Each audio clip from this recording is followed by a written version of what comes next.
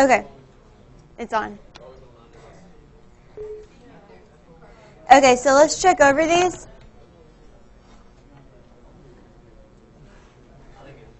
Okay, so let's do the bottom one first. So if we're looking at butane and in order of increasing stability, so let's do the most stable first, which would be what? Full staggered?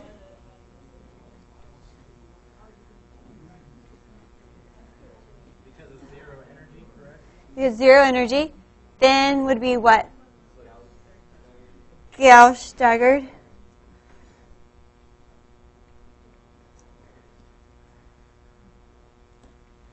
Then what? Which eclipse? Just regular eclipse? And then a total eclipse.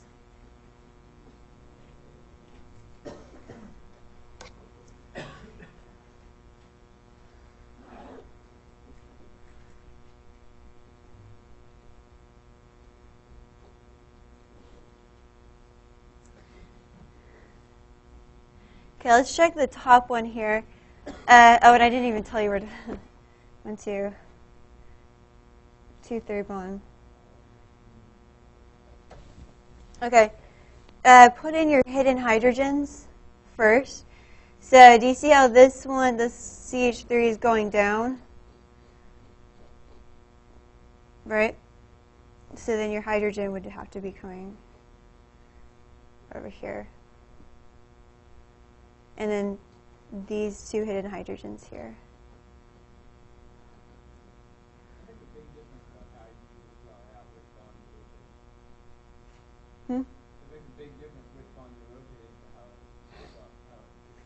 Yeah, if you're looking at 1, 2, 2, 3. So it's looking at 2, 3. I don't know if y'all did that. I should have totaled that.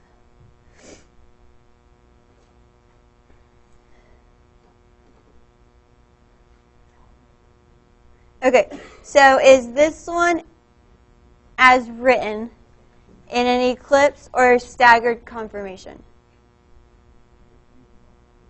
This one is staggered, yeah. The easiest way to tell, do you see that this one and this one are in the plane? Let me exaggerate these. Here's my wedge and dash. You can look at those two. Do you see they're all pointing in opposite directions? Like these are going up, my wedge and dash over here is going up, but over here they're going down. And then in the plane, this is going up, that's going down. Anytime you see that, that means it's staggered.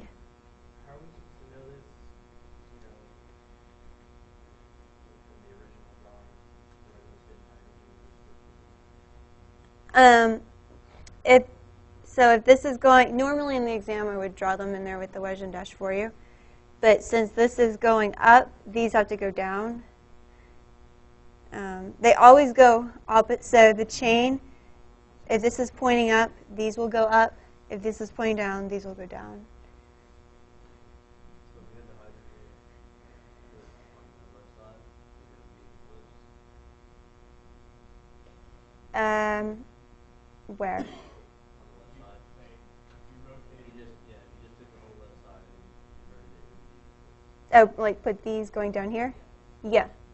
So if it was eclipse, do you see right here my wedge and dashes are pointing down? Do you see that? Then eclipse, these would have also been pointing down. So if the wedges and dashes are pointing in the same direction, either up or down, then it's eclipse. If they're opposite, kind of like a trans sort of, then it's staggered. So looking at this, let's say this is my front, and you could have done either way as front or back. It actually gives you the same answer, just reversed, which there's nothing wrong with that. Okay, let's just draw what we see here. So on my front carbon, what's going down? CH3. Okay, now how I do these, because I'm going to, if that's my front, it's going to flip like this. Okay, do you see? My fifths are the carbons. Okay, they're like this right now, and I'm going to rotate them like that. Okay, so this one's my front carbon over here. So if these are my wedges and dashes, this is how I do it. It could help or maybe not help. So this would be my wedge. You see it's kind of coming towards you. That means my other one's my dash. So on this front carbon, what's my wedge? What's like on the wedge. Not on the dash, but what's on the wedge? The carbon, the CH2, CH3, right? So let's see where it goes. When I flip it, they're pointing up, right? And I'm going to flip it here. So this is it. Watch this one. I'll mark my finger. Okay, or I should mark it over here. Where is it? The right or the left? The right. So I'm going to draw it going right over here.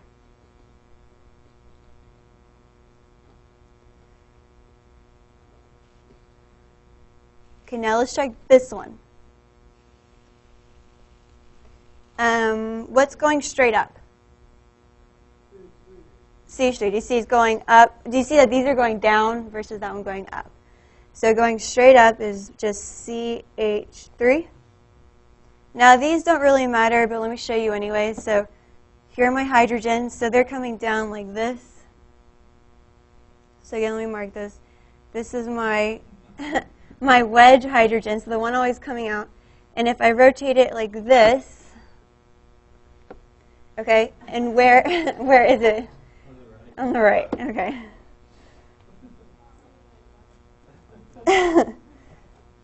Not that it matters because they're both hydrogens, but if it happened to be something besides hydrogen or GC, just moving it.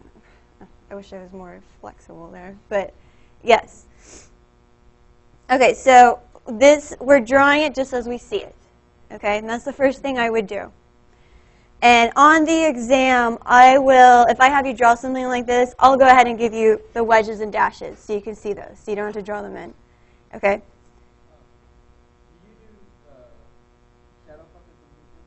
Maybe. I should start now. Evidently, it's entertaining. So on my front carbon right here, what is my largest group? CH2, CH2. So I'm going to circle that, okay? Now on my back carbon, what is the largest group coming off of there? CH3. Okay, do I like where they're at right now? Can I make them more stable? How do I make them more stable? Yeah, you're going to want to make them 180 degrees apart.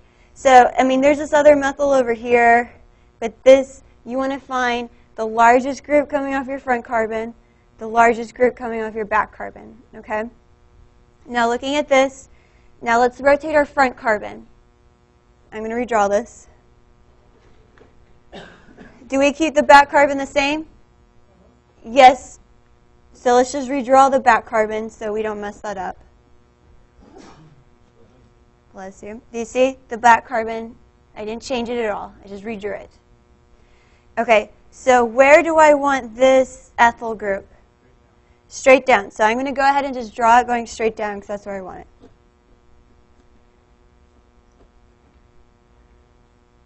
So I rotated this one all the way to here. This one went there. So where will this methyl move to? Up into that. It's going to move to where the hydrogen is.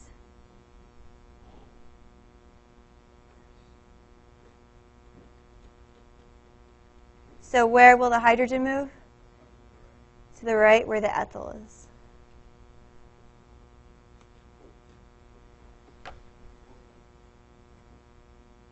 Which one was this? So this is the full stagger, the anti, and this was the gauche one.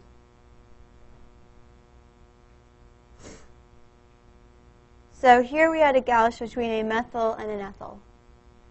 Okay? Do we still, this is the anti, I have my two largest groups, 180, but do I still have an interaction? Where, or what is it? CH3, CH3 right here, and what do we call that?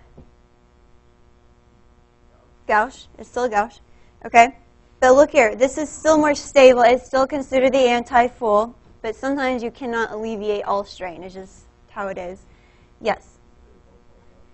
Yeah, they're both, well, this would be considered the anti or the full staggered, but it still has a gouge. It just happens to have a gouge. Now, which one do you think is the preferred gouge? Between methyl-ethyl or between methyl-methyl? Methyl-methyl, why? The less energy, why? Less electrons, so we're looking at size, right? They're smaller. Do we agree? This is between 2 carbons versus 3 carbons, really? So the smaller they are, there are 2 groups, the smaller the gauge interaction. Yes? This asks the question, you labeled it. Will we have to signify that as gauge also? Or will we This would be the anti, Right. because, have to signify but then you would say this is anti and then maybe circle with a gauge interaction. And on the exam, I usually say something like this, write the most stable, which you would have this, and then also circle and label any interactions, and I say, I'll list out eclipse, gauge, etc. So remember that it can still have a gauge even though it's your anti. Yes? At the bottom? Yeah. Everybody okay with the top? What would it look like with that other kind of drawing? They have in the middle. What would the full stagger look like? That kind? Hold on, I'll draw it. Let me do this. That's the part you needed? Okay.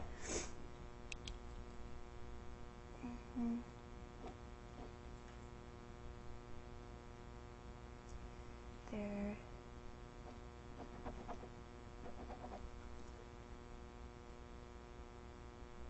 Oops.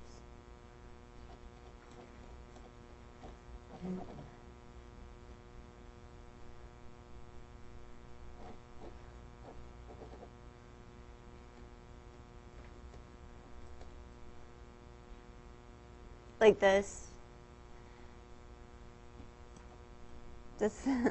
That is a dash. This is a wedge. So this is your methyl. So do you see I have the CH3 and the ethyl, the CH2, CH3? Do you see now they're pointing in opposite directions, 180 degrees apart? So if you redrew it like that, that's what it. I don't change the location, so you see this dash is still here and the wedge is still there, but what's on the wedge and the dash did change. Correct.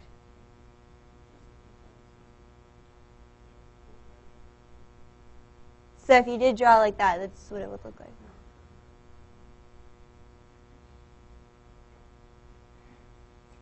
Usually it's easier to rotate them in a Newman projection than like this, I think. And then also for those of you who are more of a hands-on type learner, there's these cheap little model kits in your lab pack. Super cheap, but it does the job, right? Sometimes, yeah, it's a $200 model kit.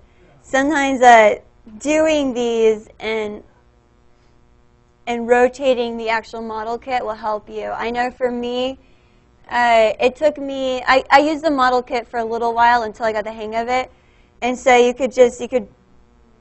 don't have to go like all out or anything. Like if for your methyls, you could use a red little dot, and then for your ethyl, put a blue one, and then the hydrogens are white. I mean, you don't have to like actually make a model of the full thing, but just signify it. Anyway, so sometimes that'll help too. So work on those. I think there's a few of them in sapling. Is that correct? Kind of to work on. And there's various, some are easier than others. There's definitely some more challenging ones in there. So work on those. Let me know if you're stuck on those, and maybe we can do those in class or something like that. Yes.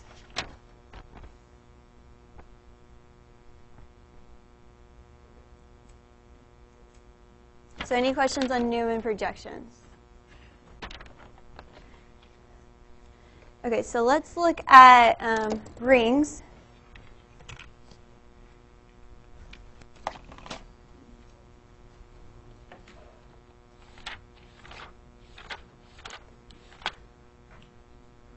Most of the ring stuff is pretty simple. The only thing, cyclohexane will probably be a pain.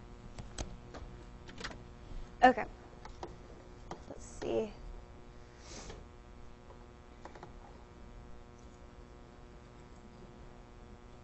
Oh, and that reminds me, I don't know how that reminded me. Next Wednesday, there's a assembly thing, and they want everybody to be there. The new president is speaking. Anyway, so we have a exam that day. Is there any, can we move it to Thursday? Is there any objection? For real? Yeah. If for some reason it doesn't work for you, let me know their email or come see me. But for the most part, does it work? Okay, so your exam was supposed to be next Wednesday because of assembly, since they want everybody there.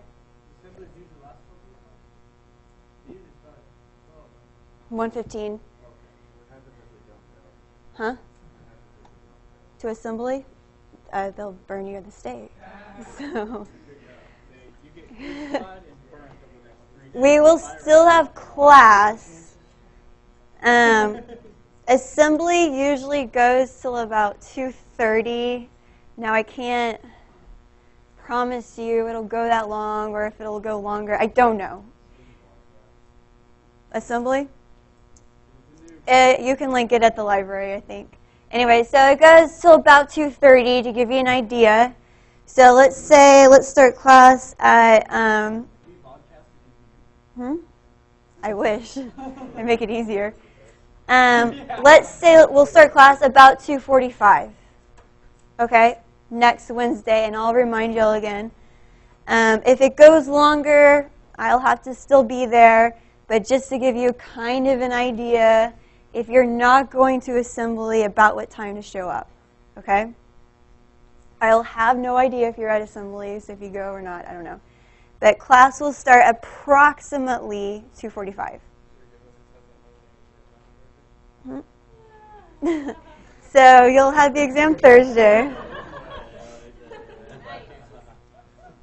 So okay, I'll remind you again, but I felt like that was the best solution because the only other one I could think of was making you stay later. And Don't they have to come exams? Huh? Don't they have to come exams? I heard a rumor that there was someone. Sometimes they do. This is like a perfect time. Is it? Thank you for letting me know. All right, so let's look at physical properties of cyclic.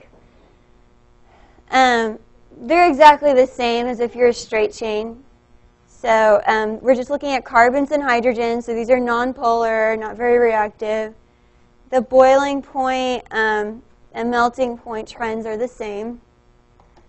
So we're just looking at the larger the ring, the higher the boiling point, or the higher the melting point. Yes? Quick curiosity question.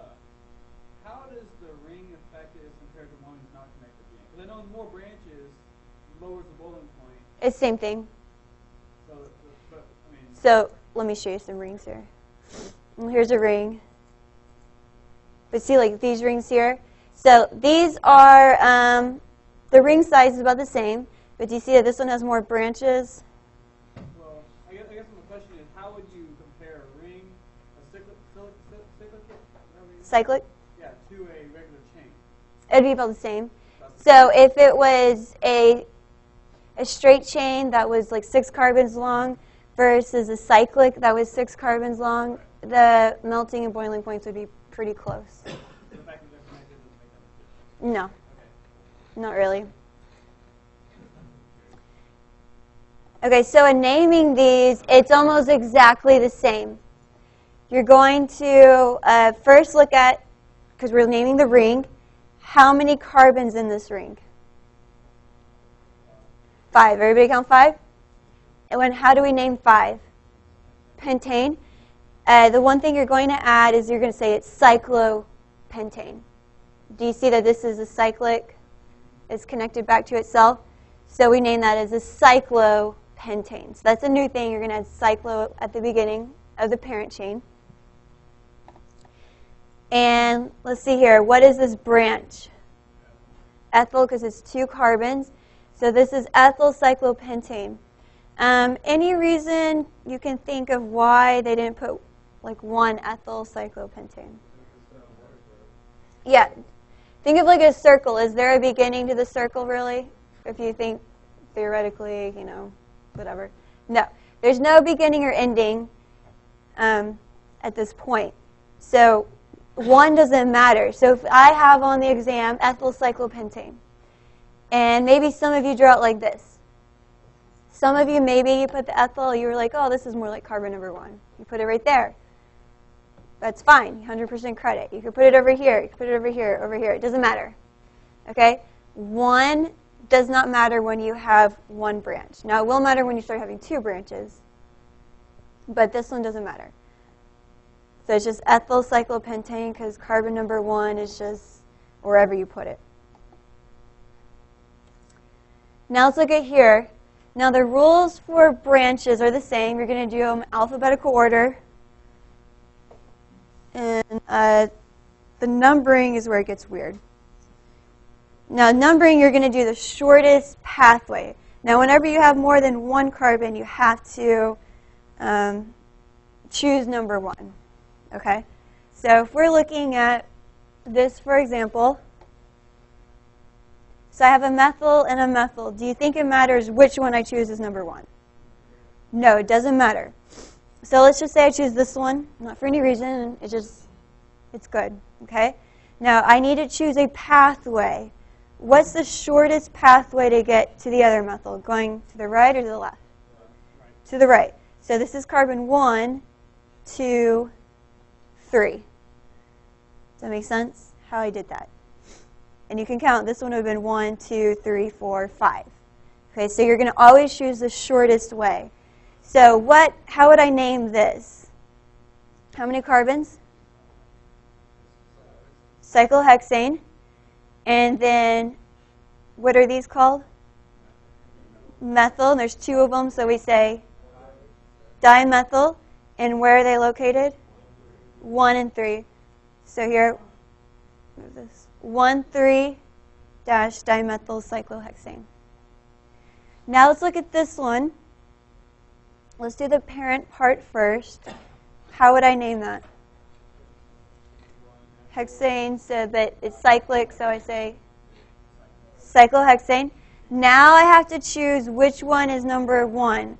Now I have 3 branches here, but they're on 2 carbons.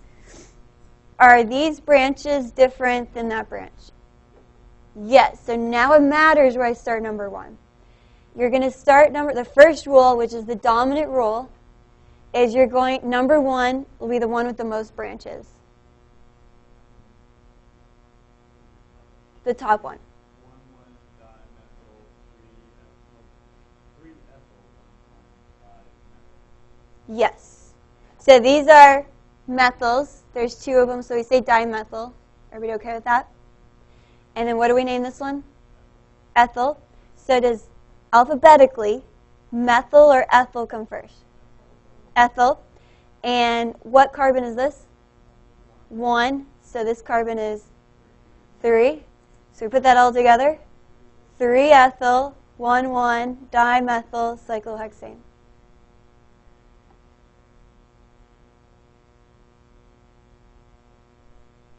So our first rule in numbering is number 1 is the one with the most branches.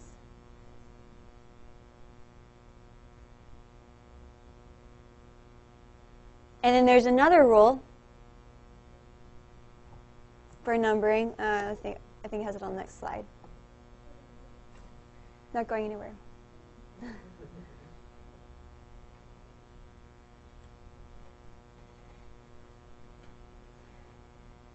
So remember, that one trumps all the numbering rules. So number 1 rule, most branches. Because there's 2 methyls, so we say dimethyl. Oh, anytime you have a number and a letter, you have to separate them by a dash. Here? Because it's between a number and letter. Number and letter. These are your just listing numbers, so you put a comma.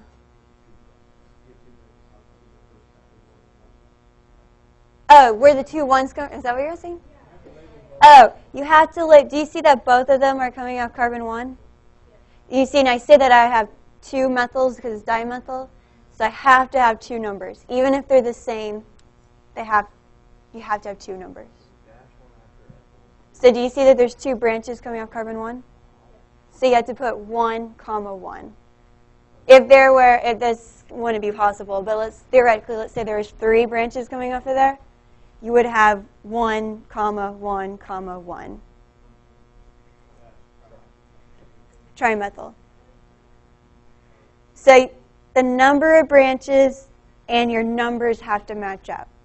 Like if you have 3 branches, you have to have 3 numbers.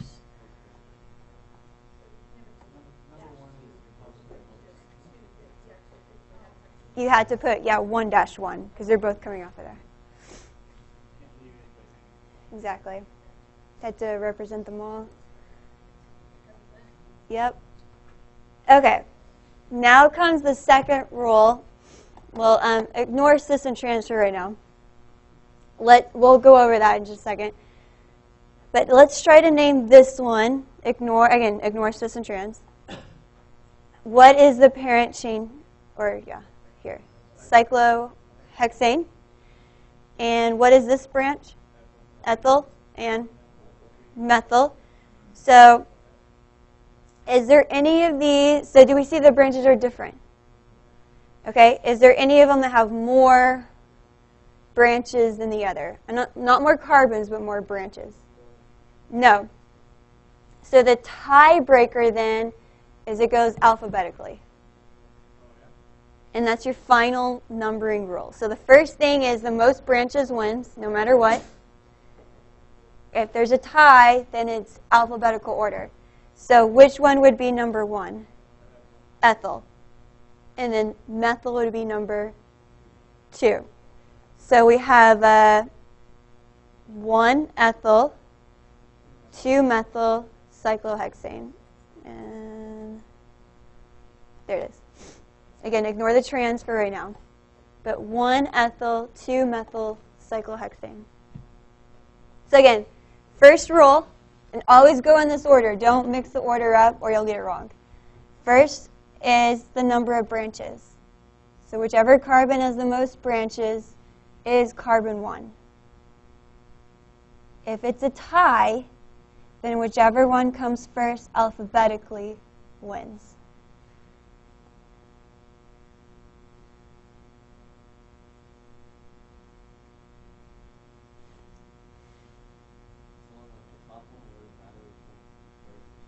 No, it wouldn't. Because either way, it would still be 1,2 dimethyl. Yeah, when they're the same branch, it doesn't matter. You just have to do the shortest pathway. Okay, so now let's look at the cis and trans. Why do you think the top one here is labeled as cis? Yeah, the same side. Do you see that they're both a wedge? Right? Wedge meaning the kind of triangle darkened area. What's another way I could have a cis? Yeah, both dash, both going away. So if they're in the same direction, doesn't matter if it's forwards or backwards, that would be cis. And I would have to show you wedges and dashes because you can't just, make something up. So these over here, like this one, can you tell if that's cis or trans? No, because there's no wedge or dash. You have no idea. That could be cis or it could be trans. So you don't have to make anything up. Don't make it difficult. There's nothing there. Okay? So the only way you will be able to see cis or trans is like this. Huh? No, it doesn't matter. Both of these examples have them side by side, but it doesn't matter. But you can only be comparing two things. And so looking at this one, why is this trans? Yeah, they're pointing in opposite directions. I know this because one's a wedge, one's a dash. Or I could have, a dash wedge. But as long as they're opposite of each other, that's the trans. And in naming, look, see where they put it in the name? At the very beginning. So you're going to name the whole entire thing. And then at the very beginning, if there's a wedge and dash, you'll put cis or trans. Now, there's only two things that can have a cis or trans. So a cyclic. And what else can we label as cis or trans? We've done before. A double bond. Not a triple bond. And not a single bond, except if it's cyclic. So you're going to see single bond straight chains. Maybe something like this.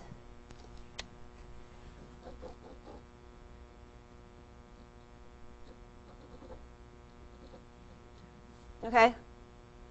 This is not cis or trans.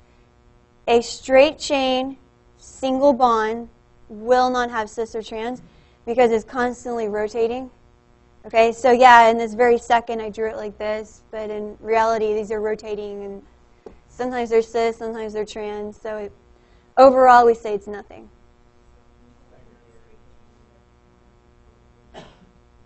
A straight chain what?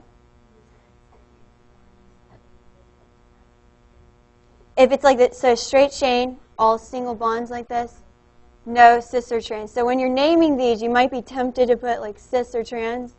Don't. The only time you'll see it is like with a double bond.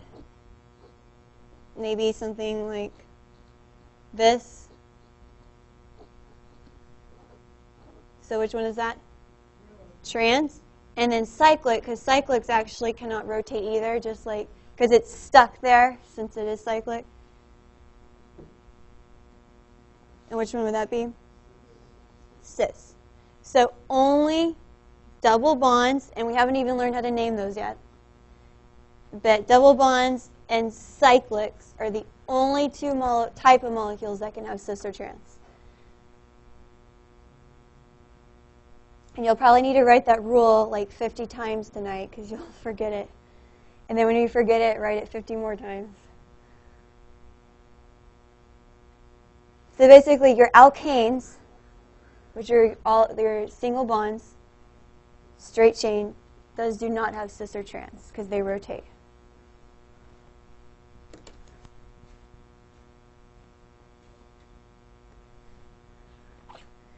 Okay, so let's kind of look at some cyclics here.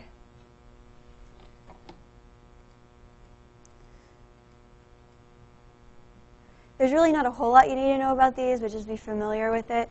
So there's what's called angle strain, or we'll say ring strain. It's probably better. So anytime a ring is any cyclic, is strained, we call it ring strain. And where does it get ring strain? Angle strain. So all of these, if we look at a cyclic structure, the ones we're going to be looking at, are all single bonds. So a single bond carbon is what hybridization? sp3. And what angle does it prefer? 109.5 for sp3. So anytime it's not 109.5, you have angle strain because you're forcing it to be something else. The other one's torsional strain. Do you remember what torsional strain is from yesterday? The eclipsing strain. Yeah. And pretty much any planar or flat ring will have eclipsing strain because the only way you could draw those is with eclipsing torsional strain. So both of those added together, torsional plus angle, give you your full ring strain. So if we kind of look at these,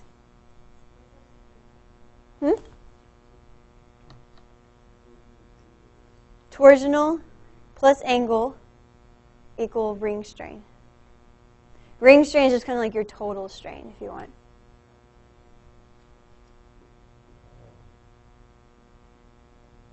So let's look at the first ring. This is a cyclopropane. Propane meaning how many carbons? 3. Now, it's going to look kind of like a triangle. Now, the angle here in between the carbons is 60 degrees. Is that ideal? Again, what's the ideal one? 109.5. So do you think you have ring, or not ring, angle strain? Yeah, you have a lot of angle strain. So it wants to be, do you see this dotted line? It wants to be way out here, but we're forcing it in. And with my model kit, when I use the little single bonds that you're supposed to use, I can't even make it because it just pops open, okay?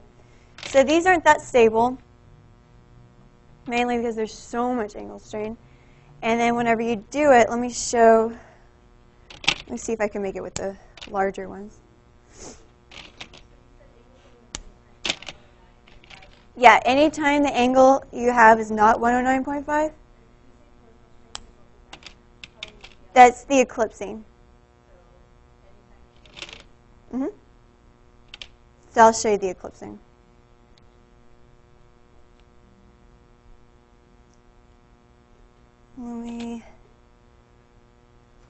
So I'm using the larger bonds here so I can put it together.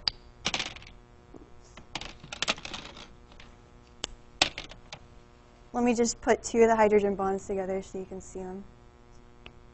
Okay, so here is cyclopropane. Now I didn't put all the hydrogens on there because I'm going to be quick and lazy. All right, there's a lot of strain here. Do you see how the bonds here are bending? Okay, and if I use all little bonds like this, it would just pop open. I couldn't even do it. So I have to use the flexible ones to even try to do it. Okay, so the reason is because there's a lot of angle strain, meaning you're forcing this to close.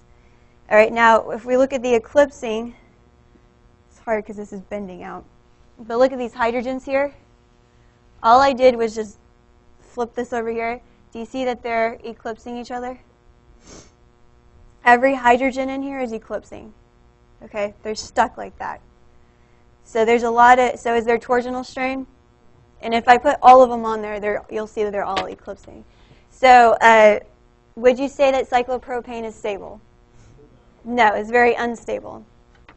So if I write a summary, start this.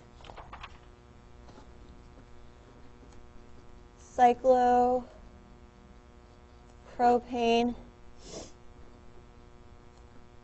The angle is 60 degrees. It has torsional strain.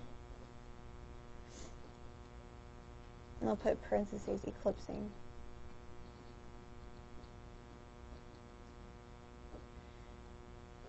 Very unstable.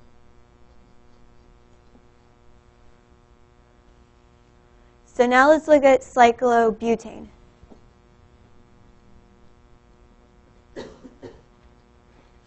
So if the planar shape of cyclopropane is a triangle, what do you think cyclobutane planar looks like? Square.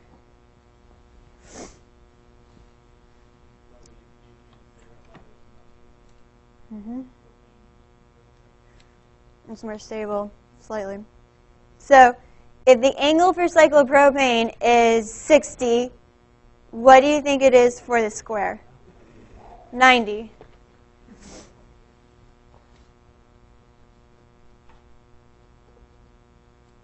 Now, is that better than the 60? Yeah. So do you think it's going to overall be more stable? Yes. One of the biggest driving factors in here for your ring strain is going to be your angle strain. So here is the planar cyclobutane. If I flip it on the sides, do you see, so watch these hydrogens up here. When I flip it over, do you see they're eclipsing each other? So it has torsional strain.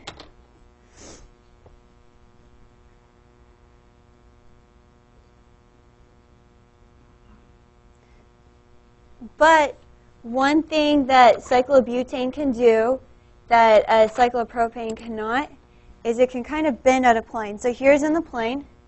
Okay, they're eclipsing. Now watch, I'm just going to kind of like rotate it a little bit. Okay? Now, are they eclipsing anymore? No, they're kind of in a staggered sort of formation. So this is called envelope. This is just when you bend it out of the plane.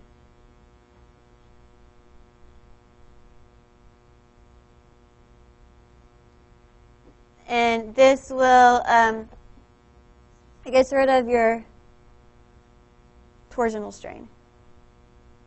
So is it articulate back between envelope and the clip constantly, just like the silicone? Yeah, it can go back and forth. It will go back and forth. This is going to be the most stable. And so it'll actually stay like this a lot of the time.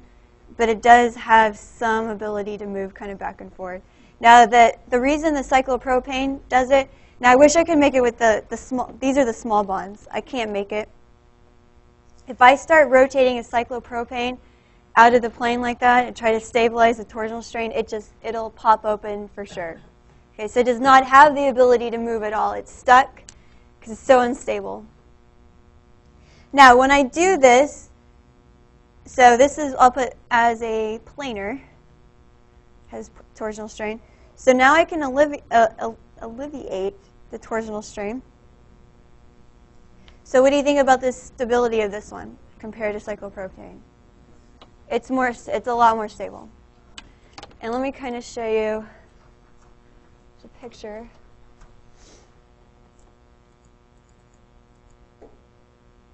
So here's the torsional strain. Then they move it out here. And you see, I mean, this is really pushing it.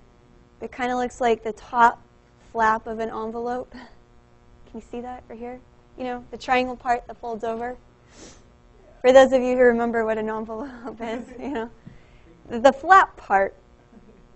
Anyway, that's where they call it envelope. Yeah, the part that you lick. Okay, so now we have cyclopentane. So let me show you that one flat.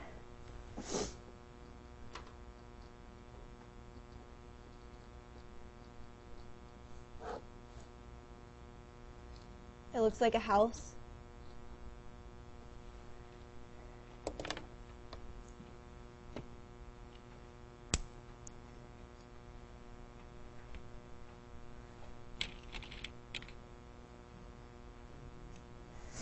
Now the angle here is between the carbons. Angle equals 108. Now what do you think about that? Really close to 109.5. So we're getting even more stable, right? So here it is flat.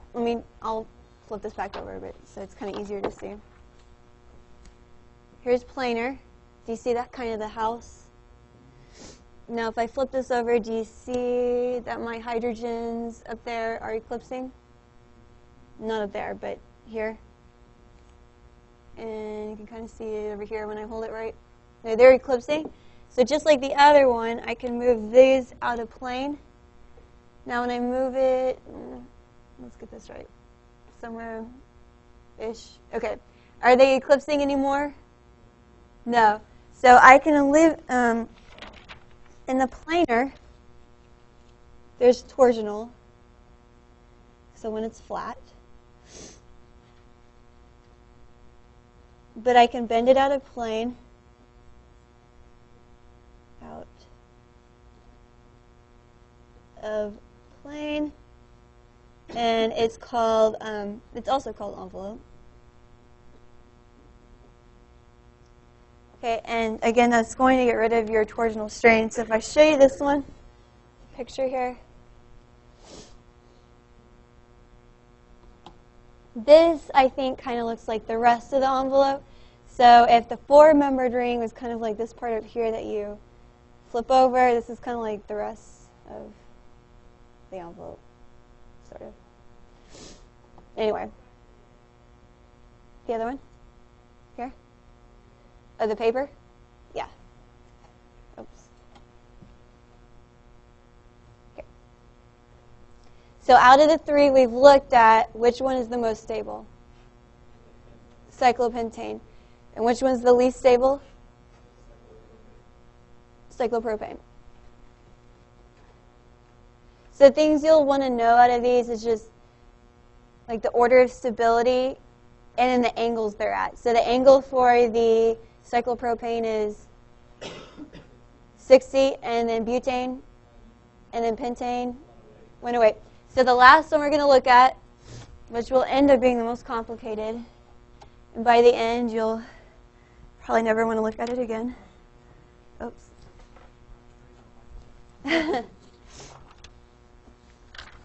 Is cyclohexane.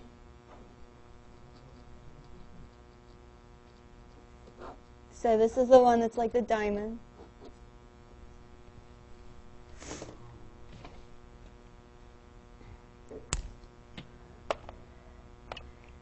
This one is the most stable. It has 0 energy whenever it's out of the plane associated with it. So what do you think the angle is? 109.5.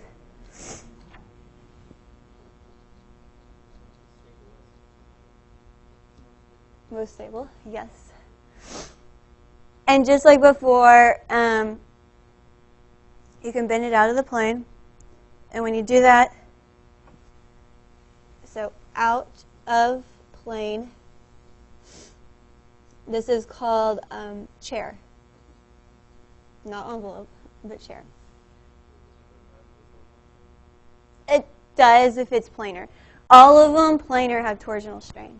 But it will twist itself out. So planar. This is probably a stupid question, but why do they call this one chair and not envelope? I'll show you. Because obviously it's going to look like a chair.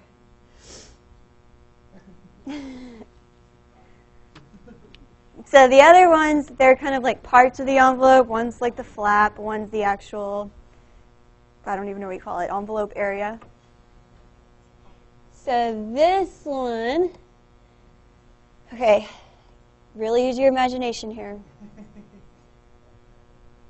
This is what it looks like. And it's kind of like, lazy boy chair there. So this is like the back of it, lounging. Here's where you put your feet. Okay. I know. It probably actually is more accurate.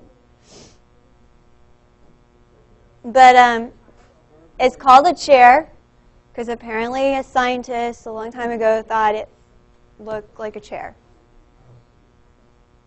You see the guy sitting on it? That's the best picture I can give you. Besides that, this, I don't know. Oh my goodness. Something someone told me 300 years ago.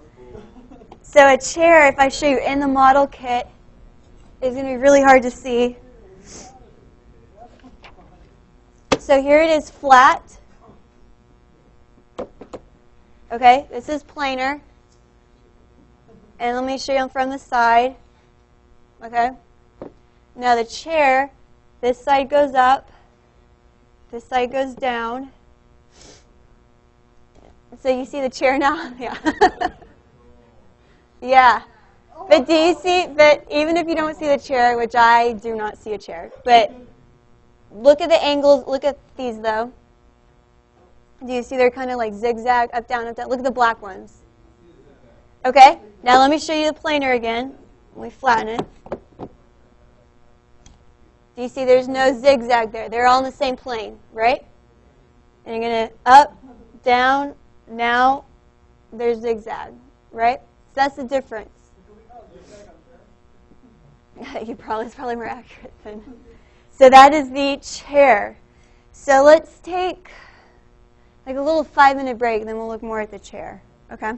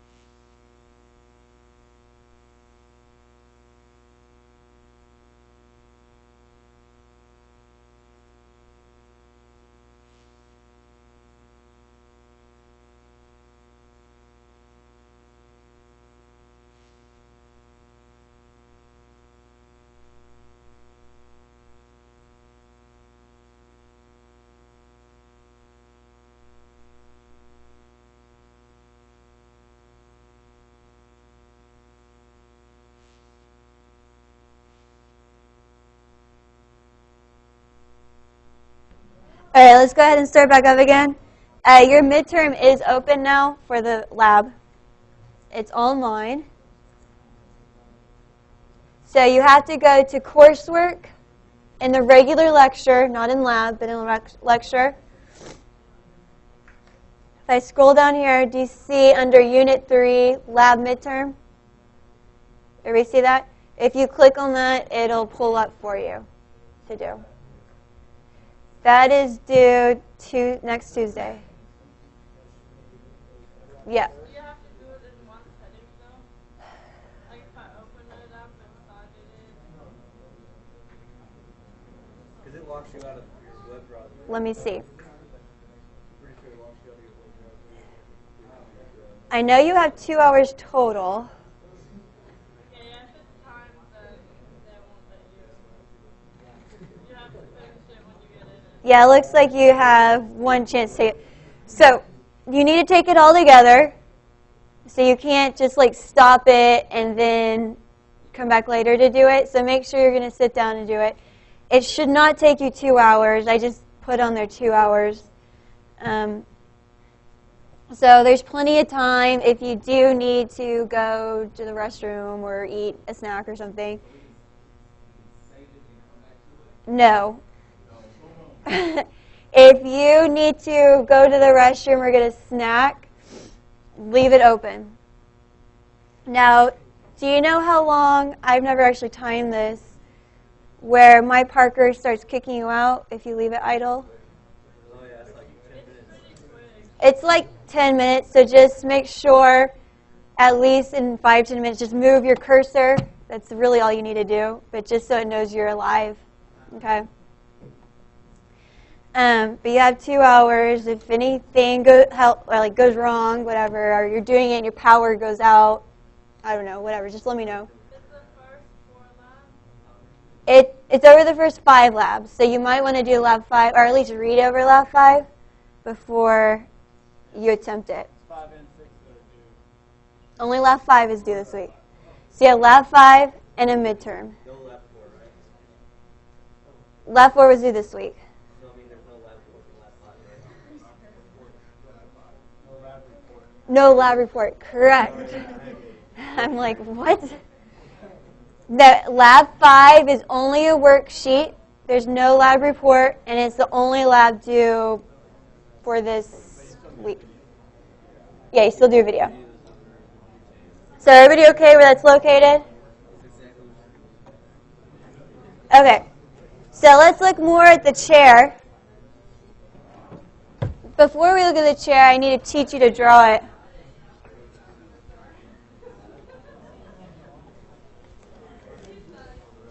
All right, so let's look at cyclohexane.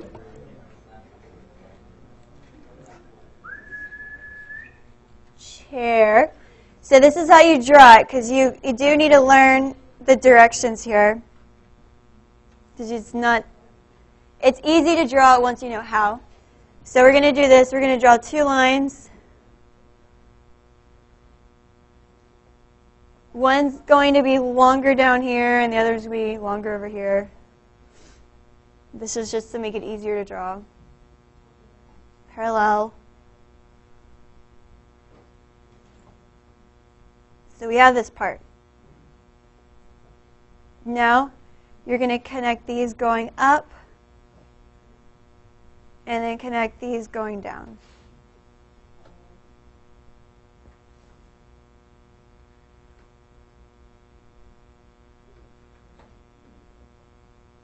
And that's your chair.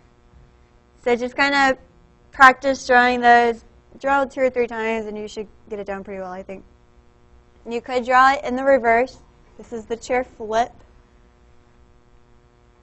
where it goes down, up. You see it's the mirror image of it. That doesn't matter. But you have your 2 parallel lines here. One side is going to go up, the other side will go down.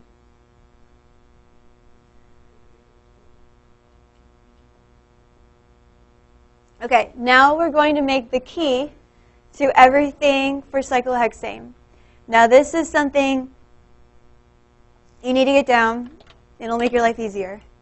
I promise. Okay, so let me show you this. So it's flat. Now let me make the chair. Now let's look at, let me see. Let's look at these hydrogens right here. Okay, do you see, maybe we can see this. Okay, I'm going to try to find, this sort of works. Okay, so this carbon right here, let's look at this. Do you see that this one, this hydrogen here, is going straight up? And do you see this one's going down, but kind of at an angle? Do you see that? So there's a difference in position there. So if you're going straight up or straight down, but it's 90-degree angle, we call that axial. So 90-degree axial. And the one that's at, so this is straight up and down.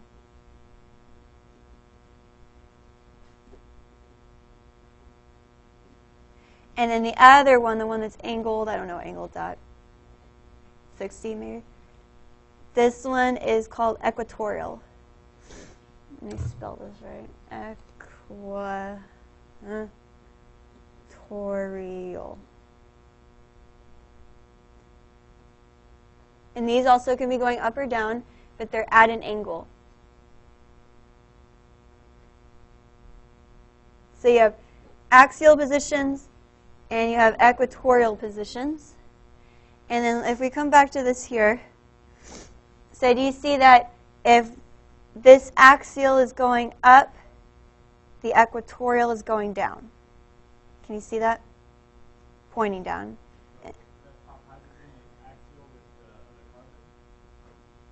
No, just with itself. It doesn't matter what the other ones are doing. They're all going to do this. They're looking at this one here. This is going to be axial up. And so on the same carbon, it also has a equatorial down. So each carbon has an axial and an equatorial position. What is the 90 degrees? Just the plane, like straight up and down, like with the plane. Like it's hard to see this. Let's see if I can. Maybe. Can you see these three right here?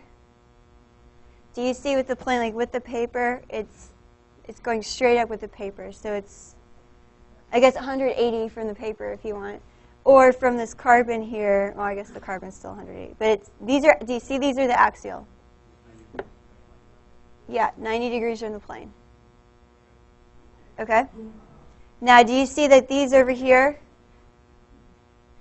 they're pointing down, but are they going straight down? If they're going straight down, the ones going straight down are down here. You can't even really see them. Okay? So these are my equatorials. Yes. If they're going straight down, which are the ones like right here, you can't see them very well, but they're there. If I move it a little bit, you can see that they exist. If they're going straight down, that's axial. Or if they're going straight up, that's also axial. So up or down doesn't matter. It's just, are you going straight up or down? Then that's axial. If you're going at an angle, then you're equatorial. So these, let's see if we can see them very well. See, these, and this one are going equatorial down. It's hard to see with these. I can't really exert it. But anyway, these are going down, and these are actually going up. But let's draw this on here so you can see it. The point is, on every carbon position, every carbon, there is an axial and there's an equatorial. So let's look at how this works. Let's draw this out here, and I think it might slightly be easier to see. So do you see how this is like pointing up right here?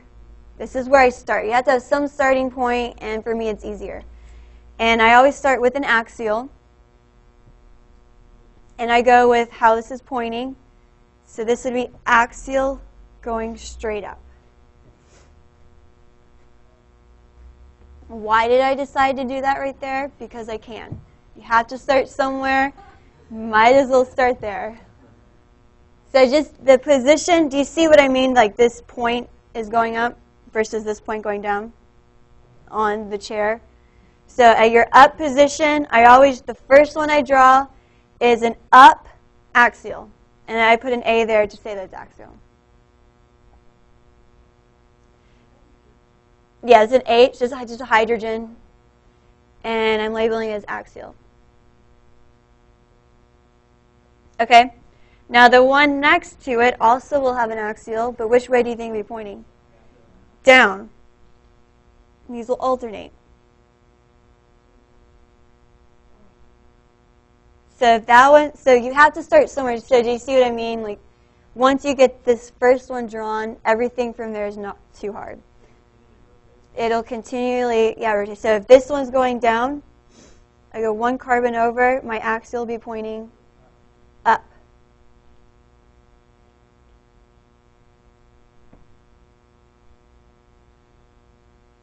I go one carbon over, that one's going up, so this one's going down, so straight down. And this one right here, we're going up. And then this one over here is going down.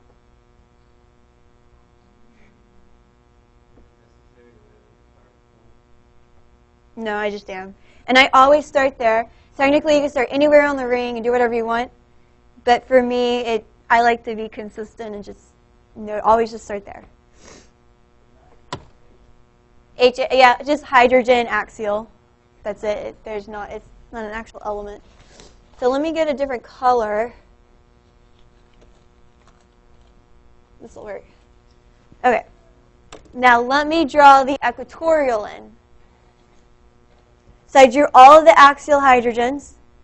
Do you see that every single carbon on here had an axial hydrogen? And either it's pointing up or it's going down, and they just alternate. So now let's do our equatorial. Those are always at an angle, right? So let's start in the same position. So I have axial going up right here. So where do you think the equatorial is pointing? Down. Down, like kind of at an angle. I'm going to put HE for hydrogen equatorial.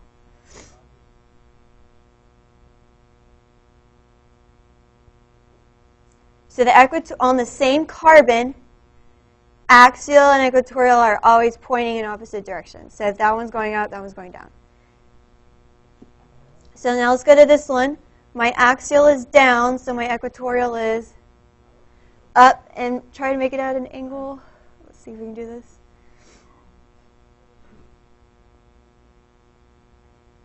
If you're ever on the test and you're trying to say that it's equatorial, but somehow when you draw it, it still looks axial, if you point at it and put an arrow and say equatorial, just let me know what you're trying to draw. Huh? Because I didn't want to go too far to the right.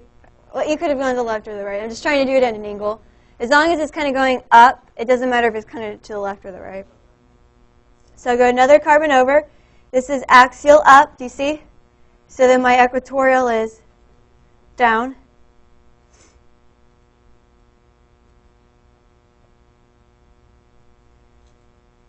Okay, now this one, I have axial up, so equatorial, or axial down, so equatorial is up.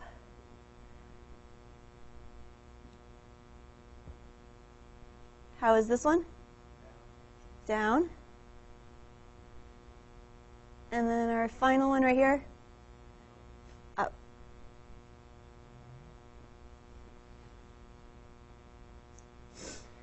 Now this is the key to everything here.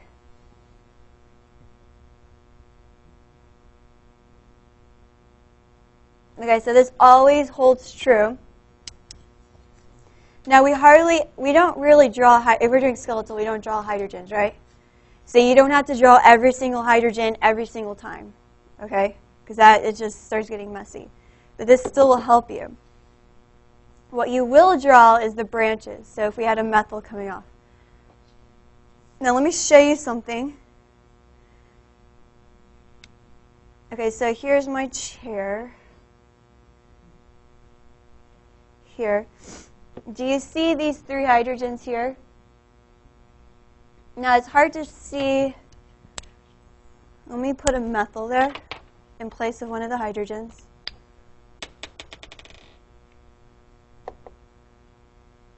I'll put my other. So I'm going to methyl there just to exaggerate this. Do you see how close these are getting? I can even hit them. Okay? Do you think that's favorable? No. And how are they pointing? Are they axial or equatorial? Not equatorial, but axial.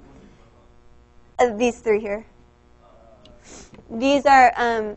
So that whole carbon hydrogen cluster is axial. Yeah. And these are called, this is unfavorable. Anytime you have a branch, I'm not talking about hydrogen.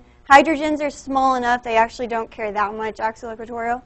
But if you have a branch like a methyl, do you see these are getting really close together? And imagine if I have an ethyl, like another carbon coming out. I mean, it's on top of that hydrogen then. Okay? So the larger the branch, the more it does not want to be axial. Why? Because you're getting so close to these hydrogens. These are called 1,3 diaxial interactions. So let me show you. Let's label this as 1. Let's say your branch is number 1. How far are these hydrogens? So it's 1, 2, 3. Do you see that? And again, 1, 2, 3. So it's called 1,3 diaxial interaction. Yeah. So your branch is at 1, and both your hydrogens are at carbon 3. And how many of those hydrogens are there? 2. So we call it a di, and they're axial. Anyway, so it's 1,3 diaxial interaction. No, it's just a name. I know they should if you're there doing IUPAC naming. But here they just call it 1,3 diaxial.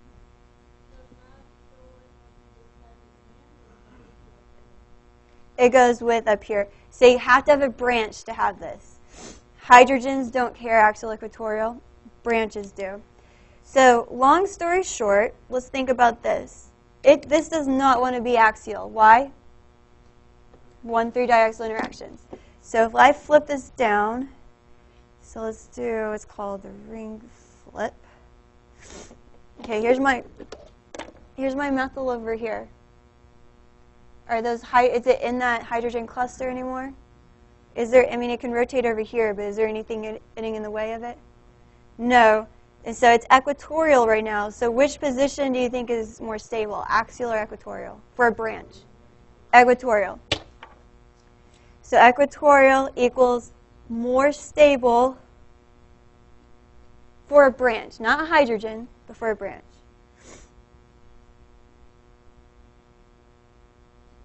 And the reason axial are unstable is because of 1,3 diaxial interactions. Any branch that is axial will have 1,3 diaxial interactions. Any branch that's equatorial will not.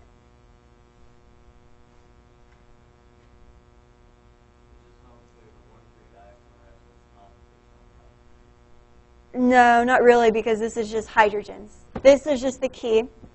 Now let me show you how to use this key here and to put this all together. There's a point to this, because what you're trying to do is figure out the most stable way to draw a cyclohexane in a chair if you have a branch. And tomorrow we'll look at a sugar, because sugars are cyclic like this. And because in biochemistry, they're just going to draw them in this chair and draw it in the most stable conformation. They don't really explain why. They just draw it, and you don't really think about why it's drawn that way. So we're going to go through the analysis. Why did they draw these this way? And the reason is stability. You're going to draw it in the most stable way. So if we have, and we'll do the sugar tomorrow, but we're going to start with something a lot more simple than that. We want to look at, let's draw cis So this one example, and then I'll let you go. 1,3-dimethyl cyclohexane.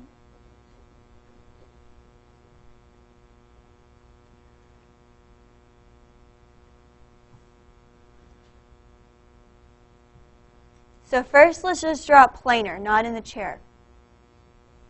So cyclohexane, that's how many carbons? 6, and planar, what shape is that? It's like a diamond, sort of. Like that. That's cyclohexane, flat, planar. Okay, so dimethyl, what does that tell me? 2 methyls, and where are they located? 1 and 3, so I'm just going to say this is 1, 1, 2, here's 3. Now it says cis. What does that mean? Not opposite? The same? So I'm just going to put them both wedge. You could put dash, doesn't matter.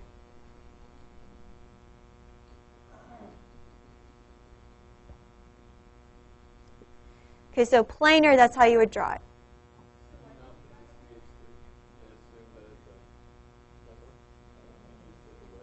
You could just put the wedge.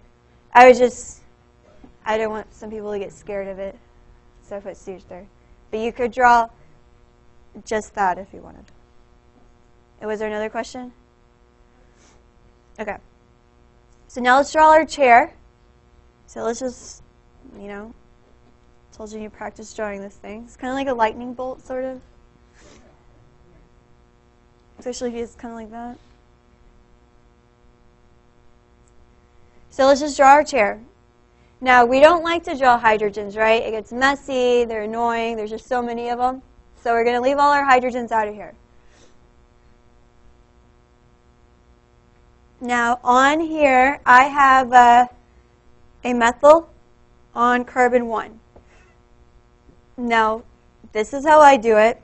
Feel free to do whatever you want, but I would recommend not.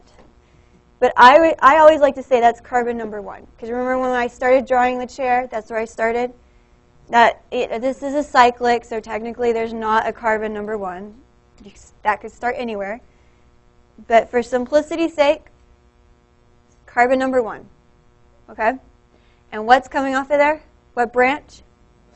Methyl. Now I'm going to just randomly just choose to draw it up. And so what position is that? Axial. And I usually just start going up. Okay, now when you have cis, this has nothing to do with axial equatorial. What cis is saying is the direction they're pointing. Okay? Because axial, it can be pointing up or down, right? Same with equatorial. So cis doesn't mean you have axial, or equatorial, okay? Cis means if I choose this one to go up, how do you think my other one will be pointing? Up. It has nothing to do with axial, equatorial. We'll figure that out. But if this one's going up, my other methyl has to go up, okay? So cis is direction. So if I started going up, I'm going to say I'm going to make an up, up. Or it could be down, down. Okay, so where is the other one located?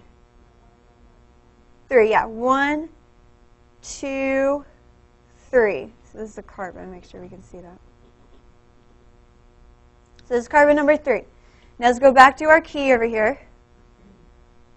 That's on the back here. So this is carbon 3, right? How we counted it. 1, 2, 3, right? Now up, because that's how it says cis. Up is going to be what? An axial equatorial on that carbon. Axial. It'll always be like that. So the more you do these, the more you won't have to keep drawing this or referring back to it.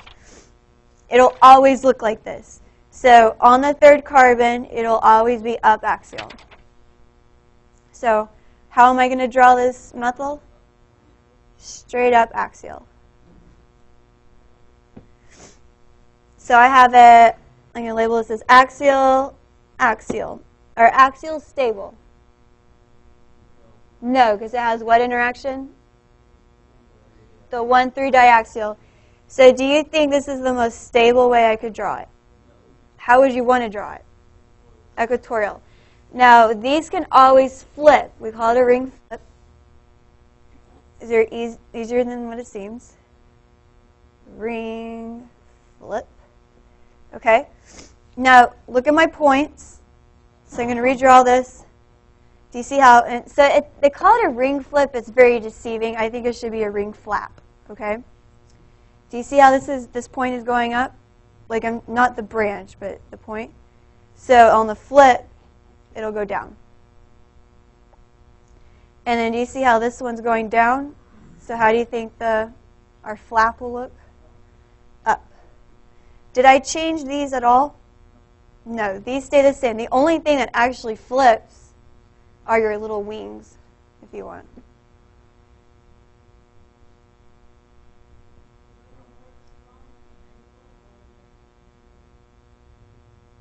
Where? Oh, no, I'm just bad at drawing. That's it. Okay, so when you do a ring flip, the direction will not change. So how are these pointing? Not axial equatorial, but like, are they going up or down? Up. So that will stay the same. On a ring flip, what changes, besides how you draw this, is axial and equatorial. So an axial will flip to an equatorial. An equatorial will then flip to an axial. So it's getting all this together. So remember, cis tells us the direction they're going, the same or opposite. And the ring flip switches axial equatorial. So what do I have here? I have a up axial and an up equatorial. So I'm going to put on here up ax, up ax. Do we agree with that? Yeah, both axial. So when I flip this, and sometimes I think it helps to actually put in words what you're going to do before you actually do this. So does the direction change? No, so it's still going to be up, up. But what changes? Yeah, these are going to go, both of these, to equatorial. So you're going to go up axial to up equatorial for both of them, because that's what we have. So where is, I'm about to let you go, I promise. Where is carbon 1? So it was right here. Now where's it pointing? Down right here. So that was an up axial. So now we're going to draw it how? Up equatorial. Yeah, so we're going to, over here, kind of up to the left there. Yeah, if you draw the hydrogen, it would have been down. Now going 3 away. So do you see how I went clockwise counting here? So I need to keep counting clockwise. So 1, 2, 3, right here. This is up axial, and how do we say we're going to draw it? Up equatorial, so I'm going to try to, that looks kind of good. Here.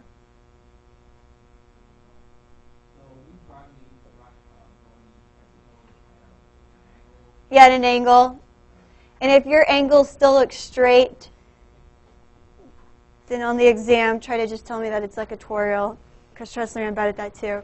So between the two, really quick, which one's more stable? Equatorial. You have to draw dashes or wedges on the chair. Not on the chair, because you're indicating that with axial equatorial. So we'll do more of those tomorrow. Yes?